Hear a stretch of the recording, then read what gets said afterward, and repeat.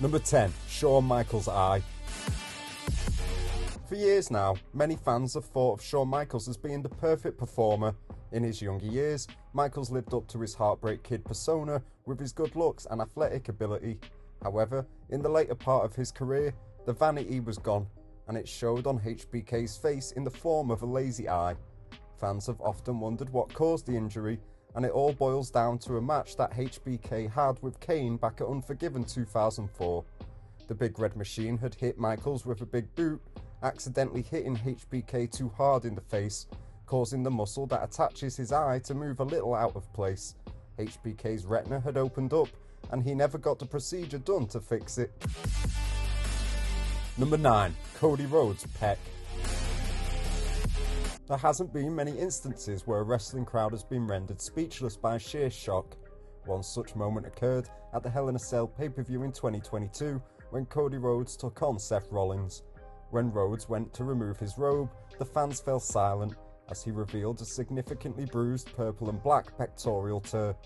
Rhodes had suffered the injury a day or two before the pay-per-view whilst training and had doctor's clearance, as the injury couldn't have gotten any worse than it already was.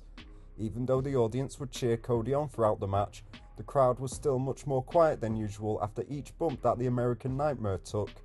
The crowd would wince again at the sight of Rollins pushing a kendo stick directly into Cody's injured chest. However, eventually, despite the torment, Rhodes was able to fight through the adversity and pick up the win, and even received a rare 5-star rating from Dave Meltzer. Number 8. Kenny Omega, tough as nails. Usually, John Cena likes to boast about how he can't be seen, but on this night that definitely wasn't the case.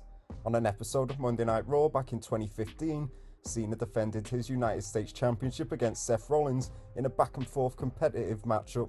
As the match went on, the pair were in the middle of delivering a series of brawling blows to each other when Rollins would hit a flying knee to the face of Cena, resulting in Cena's nose being broken clean in two.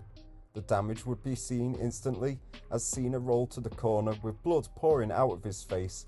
However, Super Cena would kick into gear and soon fight back, going on to pick up the win, with doctors rushing in to check on him right away. This was a visually nasty injury that Cena had to get no surgery for in order to fix. Number 7. Big Van Vader's eye. During Big Van Vader's Hall of Fame induction speech for his friend and former rival Stan the Lariat Hansen, he made light of a pretty nasty injury that he had suffered in Japan. During a match against Stan Hansen in 1990, the big Texan inadvertently took Vader's eye right out of its socket after he poked Vader's eye with his thumb. With Vader being such a badass, he removed his mask, pushing his eye back into his socket and held it in place with his eyelid, and then kept on fighting, which he had to do due to the wild style of Hansen and the old school wrestling mentality. The match would go on to be ruled to a no contest as the pair would break out into a bloody brawl. Number 6. Kurt Angle's concussion. Good old JR Jim Ross used to explain how you can't fake falling off a ladder when referring to people who criticise the wrestling business. The same could be said about falling into tables, especially when breakaway gimmick tables break before they're supposed to.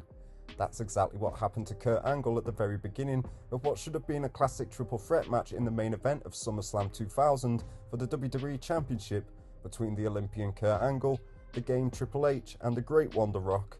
Triple H and Kurt Angle would start off brawling hot to open up the match, but when Triple H went to deliver a pedigree through the announcer's table, it would break away under both men's weight before it was supposed to. This led to Triple H landing directly onto Angle's head, knocking him out temporarily. Angle would be seen dazed and confused at ringside before being taken backstage for medical assistance and eventually returning to finish the match while still concussed. Number 5. Stone Cold's neck. According to Stone Cold Steve Austin, when he and Owen Hart planned out their match for SummerSlam 1997, Owen had let Austin know how he would execute the piledriver, with Austin fearing it was a dangerous spot to perform. Austin wanted Owen to perform the move similar to a tombstone piledriver, however Owen had his own preferred way of executing the deadly move.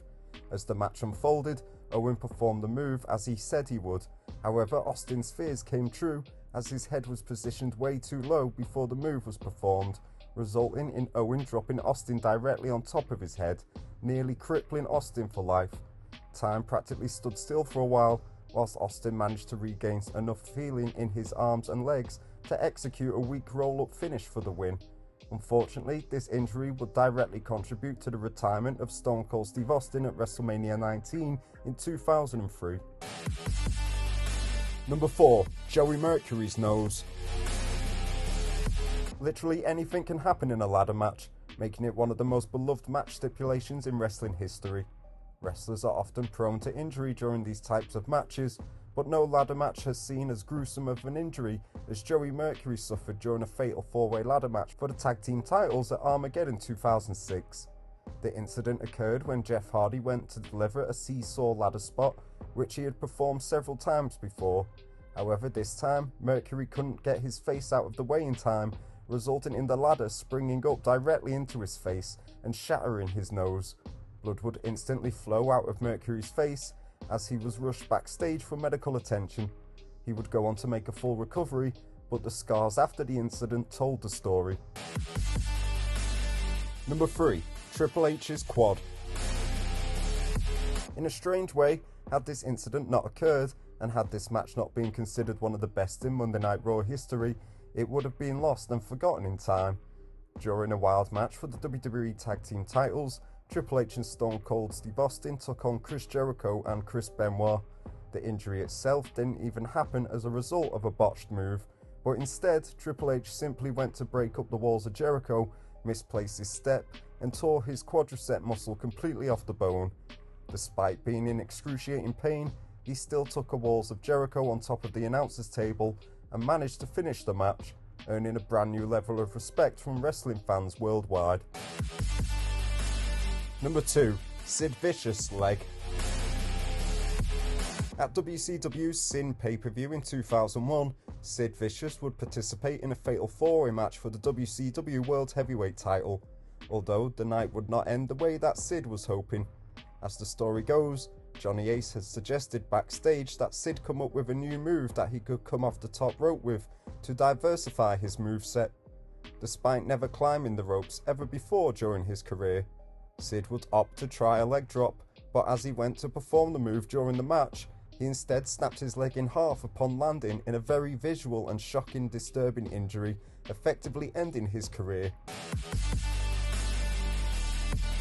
Number 1. Mick Foley's ear.